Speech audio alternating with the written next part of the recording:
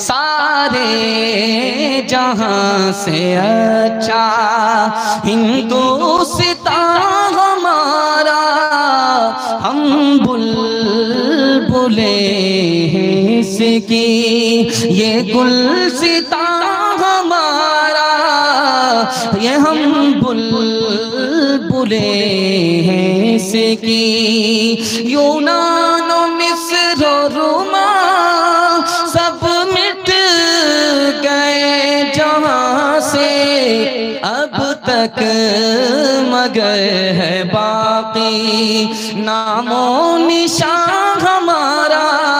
15 अगस्त के हवाले से सुना रहा हूं, सुनिएगा, इसको जल्दी में सुना रहा हूं। इसलिए सुना रहा हूं कि हम मुसलमान हैं, हम नमक हराम नहीं। नमक हराम कोई और होता है, मुसलमान नहीं होता। इंशाअल्लाह हमसे नमक हरामी नहीं होगी, इसका वादा है। पैगाम सुना रहा हूं, बहुत खूबसूरत। 15 अगस्त आ गया है सामने, बिल्कुल इसको सामने रखिए, ये आपको काम आएगा। अंग्रेज को भगाने के लिए मुसलमानों ने 3 फतवे दिए।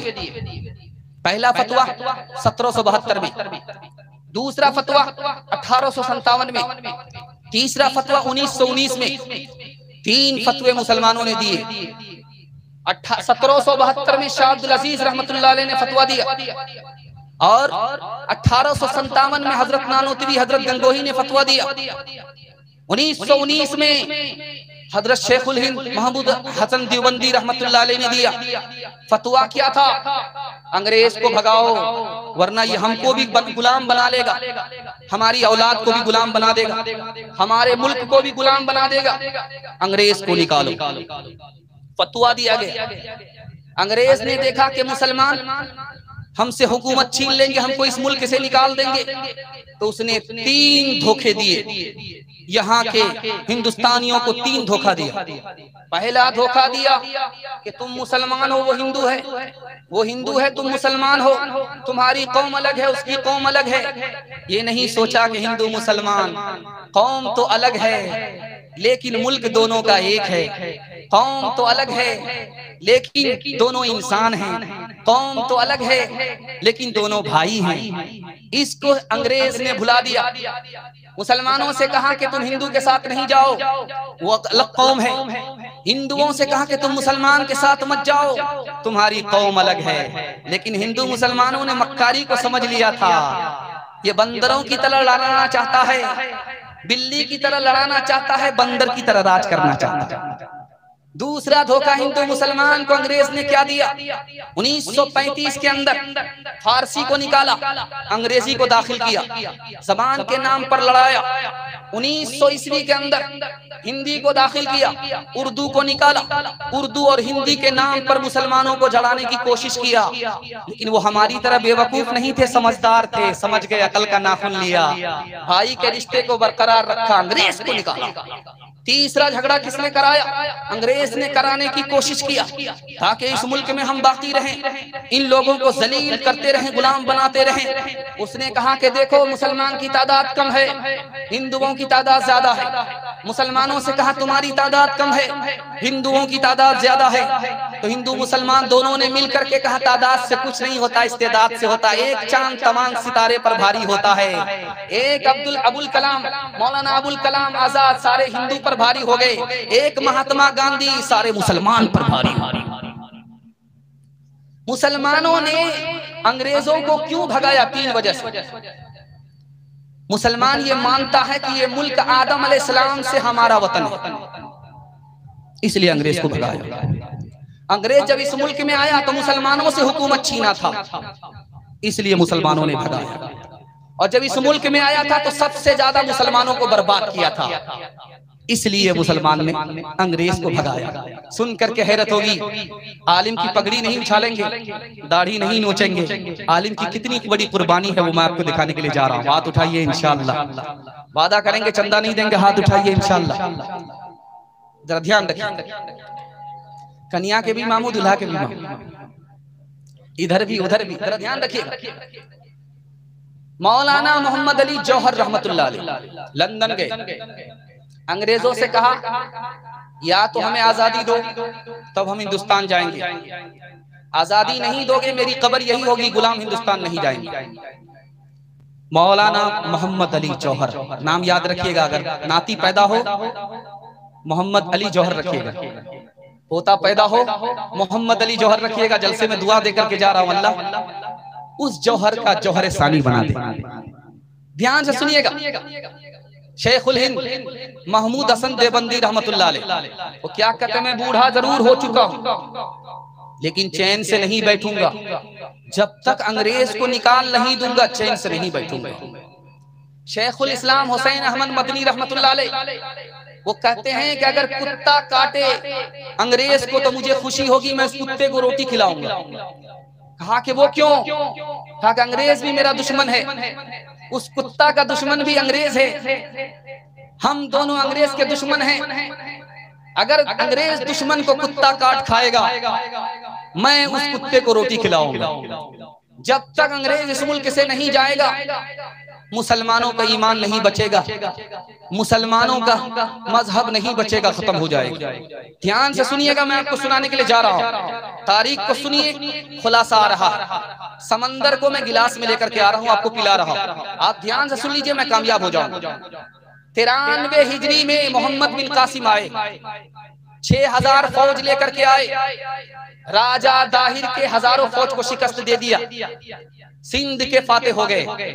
367 में नासिरुद्दीन सबुक्तगी बादशाह आया, उसने राजा जयपाल के 3 लाख फौज को शिकस्त दिया। देखिए मुसलमानों का शानदार माजी दिखा रहा हूं, हिंदुस्तान में इस्लाम कैसे आया। 1193 में मोहम्मद गौरी ने पृथ्वीराज चौहान की 3 लाख फौज को शिकस्त दिया। 1522 में बाबर बादशाह आया, इब्राहिम लोधी के खानदान पर हुकूमत किया, हुकूमत छीन लिया। 1522 से बाबर बादशाह के खानदान के लोग हुकूमत करते रहे। 1857 में बहादुर शाह जफर पर बाबर खानदान की हुकूमत खत्म हो गई। सुन करके आपको हैरत होगी, अंग्रेज जो इस मुल्क में आया 1600 ईस्वी में आया, 100 साल के अंदर, 1701 के अंदर, 100 साल के अंदर अंग्रेज ने पूरे हिंदुस्तान में अपना परचम लहरा दिया। 1707 में औरंगजेब बादशाह इंतकाल कर गए। हिंदुस्तान कितना बड़ा था, कन्याकुमारी से लेकर के काबुल तक 15 लाख मुरब्बा मील से ज्यादा बड़ा हिंदुस्तान था, 20 करोड़ से ज्यादा की आबादी वाला हिंदुस्तान था। जैसे ही बादशाह का इंतकाल हुआ मुल्क हिंदुस्तान छोटा होने लगा। बादशाह के तीनों बेटों ने हुकूमत का बंटवारा कर लिया, हिंदुस्तान जो इतना बड़ा था वो छोटा हो गया। आगे चल करके क्या होता है सुना रहा हूं। 1740 में अंग्रेज 4 स्टेट का मालिक हो गया। आगे चल करके दिखा रहा हूं 1757 में नवाब सिराजुद्दौला ने अंग्रेज से जंग किया। नवाब सिराजुद्दौला के पास कितनी हुकूमत, कितनी लश्कर थे, कितनी तादाद थी? 70,000 और अंग्रेज कितने थे? 3,000। 3,000 अंग्रेज से हार गए 70,000 मुसलमान। कैसे हारे सुन करके आपको हैरत होगी। मीर जाफर की गद्दारी की वजह से, अपनों की गद्दारी की वजह से 70,000 हार गए, 3,000 अंग्रेज जीत गए। इस घर को आग लग गई, घर के चराग से। ध्यान से सुनिएगा, 1764 में मीर कासिम ने मुकाबला किया अंग्रेज से। फौज कितनी है? 50,000। अंग्रेज कितने हैं? 7,000। 7,000 अंग्रेज जीत गए, मीर कासिम 50,000 मुसलमान हार गए। किसकी गद्दारी की वजह से? अपनों की गद्दारी की वजह से, नजफ खान की गद्दारी की वजह से 50,000 मुसलमान हार गए, 7,000 अंग्रेज जीत गए। इस घर को आग लग गई, घर के चराग से। कसूर हम दूसरे को देते थे, इल्जाम अपना निकल आया। ध्यान से सुनिएगा, 1772 के अंदर शाह अब्दुल अजीज रहमतुल्लाह अलैह ने फतवा दिया। उस फतवे पर किसने अमल किया? टीपू सुल्तान ने। टीपू सुल्तान ने जो 2 जंग में अंग्रेज को शिकस्त दिया। 1799 में टीपू सुल्तान शहीद हो गए, शिकस्त नहीं दे पाए। क्यों? अपनों की गद्दारी की वजह से, मीर सादिक की गद्दारी की वजह से टीपू सुल्तान शिकस्त नहीं दे पाए, शहीद हो गए। गौर करने वाली बात है, जब टीपू सुल्तान जिंदा थे मुसलमानों की हुकूमत कितनी बड़ी थी सुनकर हैरत होगी। 1,57,00,000 मुरब्बा मील। टीपू सुल्तान कितना बड़ा टाइगर था, कितना बड़ा शेर था कि उसकी वजह से मुसलमानों की हुकूमत कितनी बड़ी थी, 1,57,00,000 मुरब्बा मील। टीपू सुल्तान जैसे शहीद हो गए, मुसलमानों की हुकूमत घट गई। जहां 1,57,00,000 मुरब्बा मील मुसलमान हुकूमत करता था, वहां 45 लाख पर आ गया। ध्यान से सुनिएगा, मैं आपको सुनाने के लिए जा रहा हूं। 1824 के अंदर पंजाब के अंदर मुसलमानों को मारा गया। आज भी आप देखेंगे कि पंजाब में मस्जिद तो है लेकिन उसमें भैंस बांधी जाती। 1824 में मुसलमानों को चुन चुन करके मारा गया। और 1857 में 2 लाख मुसलमान मारे गए। वो 2 लाख मुसलमान में आलिम दीन कितने थे? 52,000। एक दिन में दिल्ली में 500 आलिमों को फांसी पर चढ़ाया गया। दिल्ली के जो जामे मस्जिद आप देख रहे हैं, यहां से लाहौर तक कोई दरख्त नहीं था जिस पर आलिम की गर्दन लटकी हुई ना हो। आज आलिम पर आप उंगली उठाते हैं, आलिम की पगड़ी उछालते हैं, दाढ़ी उछालते हैं। अगर ये आलिम नहीं होते, इनकी कुर्बानी नहीं होती, तो आप मुसलमान भी नहीं होते, यहाँ इस्लाम भी नहीं होता। ध्यान से सुनिएगा, 1861 में 3 लाख कुरान के नुस्खे जलाए गए। 1861 में 3 लाख कुरान के नुस्खे जलाए गए। 10,000 से ज्यादा मदरसे पर बिल्डोजर चला दिया गया। तब नानोतवी रहमतुल्लाह अलैह ने 1867 में देवबंद बनाया। 1870 के अंदर मुसलमानों को पता चला कि हुकूमत चली गई, मुसलमानों को जवाल आ गया। 1875 में सर सैयद अहमद खान ने अलीगढ़ यूनिवर्सिटी बनाया। आलिम के एहसान को याद रखिएगा।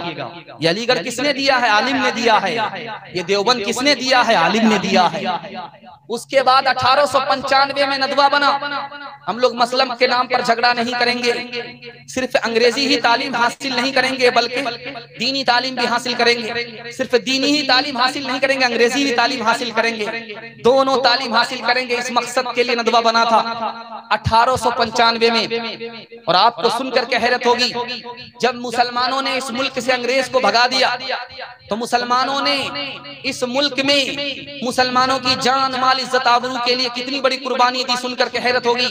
1935 के अंदर एक एक्ट बनाया, उसका नाम था 323 एक्ट, कि मुसलमान जब अदालत में जाएगा तो मजहब के खिलाफ फैसला नहीं होगा, मजहब के मुताबिक फैसला होगा। 1937 के अंदर दफा 2 में लिखा हुआ था, मुसलमान ने इस मुल्क में कुर्बानी दिया है, इसलिए मुसलमान आजादी के साथ अपनी मस्जिद बना करके इस मुल्क में रहेगा, आजादी के साथ नमाज पढ़ेगा, इसलिए कि मुसलमानों ने कुर्सी के लिए कुर्बानी नहीं दी थी, अपने मजहब की हिफाजत के लिए कुर्बानी दी है। इंशाअल्लाह कुर्बानी के मौके से आलिम को भूलेंगे, जिलेबी याद रखेंगे, हाथ उठाइए इंशाअल्लाह। जंग आजादी में झंडा याद रहेगा, आलिम याद नहीं रहेंगे, हाथ उठाइए। खैर माशाअल्लाह बहुत सारे लोग हाथ उठा करके सर पर रखे हुए हैं।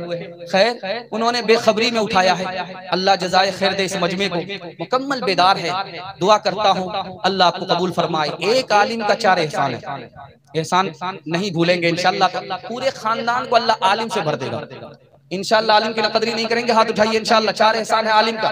पहला एहसान, अगर ये आलिम नहीं होता तो इस्लाम यहाँ से खत्म हो चुका होता। अगर आलिम नहीं होता तो हम इंसान भी नहीं होते, हमारे सर पर टोपी भी नहीं होती, जानवर से भी बदतर होते। अगर आलिम नहीं होता तो बच्चे को माँ तो मिलती, बाप नहीं मिलता, हरामी होता। निकाह जब तक आलिम न पढ़ाए औरत मर्द के लिए हलाल नहीं होती। अगर आलिम नहीं होता हमारे बच्चे को फ्री में तालीम नहीं मिलती। इंशाअल्लाह कुर्बानी याद रहेगी, हाथ उठाइए इंशाअल्लाह। सारे जहां से अच्छा हिंदुस्तान हमारा, हम बुलबुले इसकी, ये गुलसितां हमारा, ये हम बुलबुले इसकी। यूनान मिस्र रोमा सब मिट गए जहां से, अब तक मगर है बाकी नामो निशान हमारा। सारे जहां से अच्छा कुछ बात है कि हंसती मिटती नहीं हमारी सदियों रहा है दुश्मन दौरे समा हमारा सारे जहां से अच्छा मजहब नहीं सिखाता आपस में बैर रखना हिंदी है हम वतन है हिंदुस्तान हमारा सारे जहां से अच्छा